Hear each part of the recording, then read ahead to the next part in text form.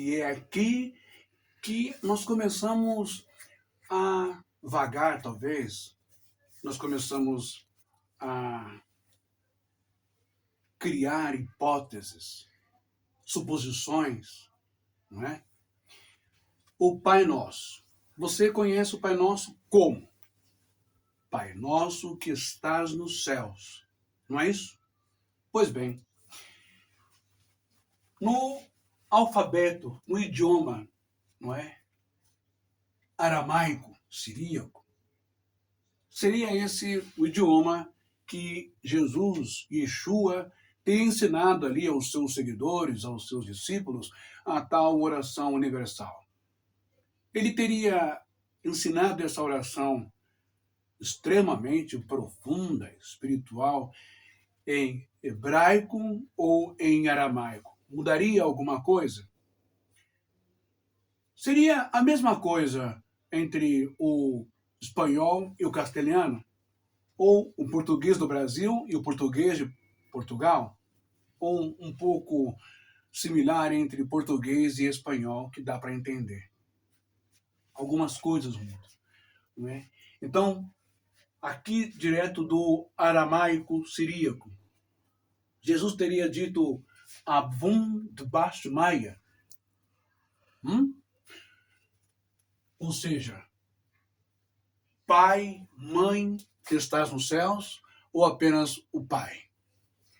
Porque no hebraico nós temos exatamente assim, Avnu Shbashmain, Pai nosso que estás no céu. Apenas o pai como figura materna, apenas o pai como figura masculina.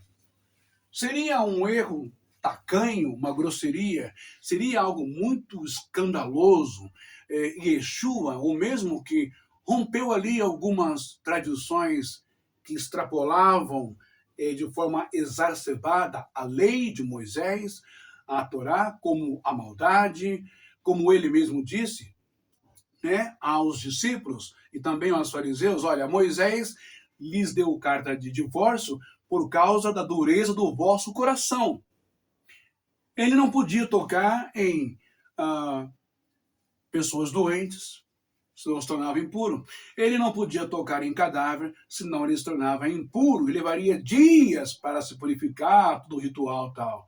Mas Yeshua, Jesus, parece que ele tem um prazer em contestar, em bater de frente com o sistema, em provar que ele está acima do pensamento do eu, do pensamento do homem, da teologia sistemática daquele tempo.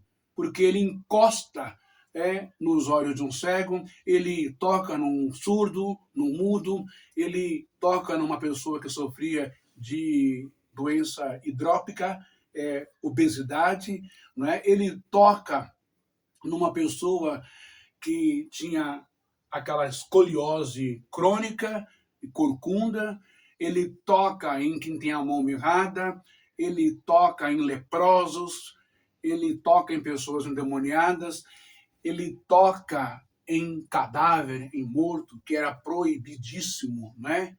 Ao sacerdote, ao sumo sacerdote. E Yeshua faz tudo isso. Ele faz operações de milagres, de salvamento, de cura no sábado. Ele livra uma mulher de ser apedrejada com base na lei.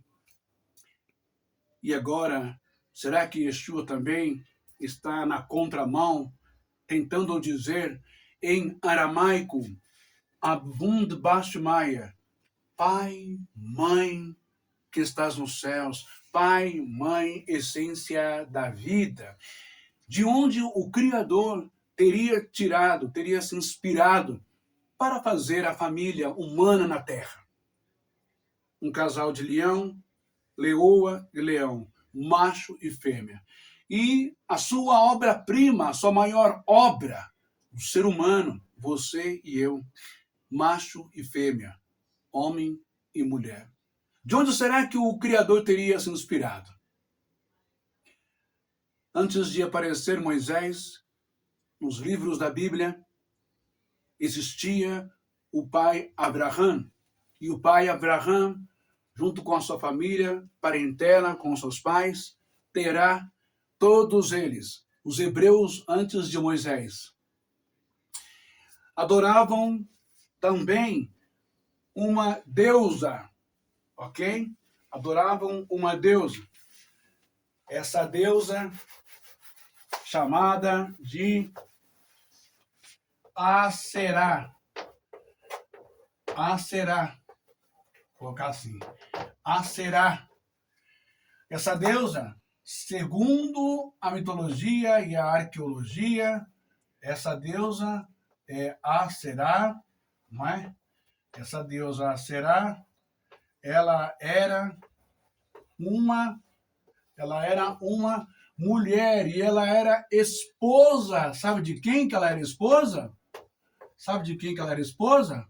Ela era esposa daqui, ó. Ela era esposa do Deus, do Deus.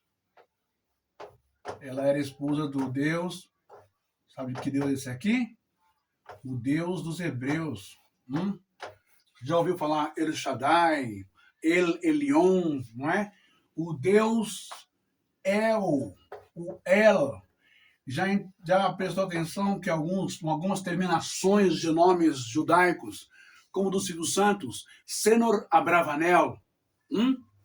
Há muitas pessoas que têm o seu nome que termina com El, em homenagem a quem? Porque El significa Deus, ok? Deus, Elohim. E o El, o Elohim, então, só para se entender, que antes de aparecer apenas um único Deus, o Yud Re Vav Re, que é o tetragrama, antes de aparecer o Hashem, que significa o nome, ou Adonai, ou o Deus único de Israel, existiu quem? O Deus El. E o Deus El tinha como sua consorte a sua esposa, tá? A sua esposa chamada Aserá.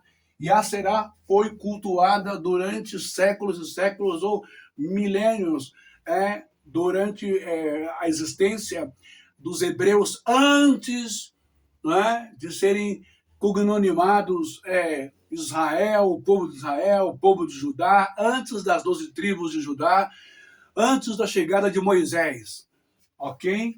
O povo adorava Aserá como deusa feminina, deusa da fertilidade, junto com ela. Ou seja, na antiguidade, antes do Senhor Moisés aparecer, ok?